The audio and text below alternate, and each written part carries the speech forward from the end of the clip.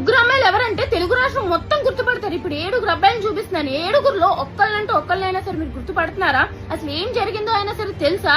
చిట్టి పిక్కిల్స్ వాళ్ళు ఏం చేశారో చాలా తప్పు, పొరపాటు. కస్టమర్స్ ని బూతులు తిట్టకుండా ఉండాల్సింది. ఇప్పుడు క్షమాపణ అడుగుతున్నారు కదా, సారీ అడుగుతున్నారు కదా, వాళ్ళని వదిలేయండి. ఇంకా వాళ్ళ మొహాలు సోషల్ మీడియా అంతా వేసి ఓ ట్రోల్ చేస్తున్నారు. సరే చేశారు, మరి వీళ్ళు కదా ఇలాంటి మొహాలు ఎందుకు మొత్తం సోషల్ మీడియా అంతా వెయ్యట్లేదు? ఇది కదా మనకు న్యాయం కావాలి అని చెప్పి సోషల్ మీడియాని కొంచెం మంచిగా యూజ్ చేయాల్సింది. ఈ 7 అబ్బాయిలు ఒక అమ్మాయిని రేప్ చేశారు. ఒకళ్ళు కాదు, ఇద్దరు కాదు, గుర్తు పెట్టుకోండి. 7 అబ్బాయిలు ఒక అమ్మాయి, గుడికెళ్తున్న అమ్మాయిని రేప్ చేశారు. రేప్ చేసిందే కాకుండా పిల్ల దాహం వేస్తుంది, కొంచెం నీళ్ళు ఇవ్వండి అని అడిగితే తన మీద యూరిన్ పోసారు తాగమని చెప్పి. ఇలాంటి ఎదవాళ్ళం కదా మనం న్యాయం కోసం పోరాడాల్సింది. బూతులు తిట్టిందని చెప్పి ఆ బూతులు తిట్టించుకున్న అబ్బాయికి పిల్లకి పెళ్లి చెయ్యాలని న్యాయం అడుగుతున్నారు. సరే, అది మీ న్యాయం అయితే మాకు కూడా ఒక న్యాయం కావాలండి.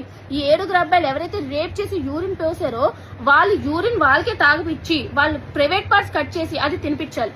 అది మాకు కావాల్సిన న్యాయం. అది మీరు చెయ్యాలి.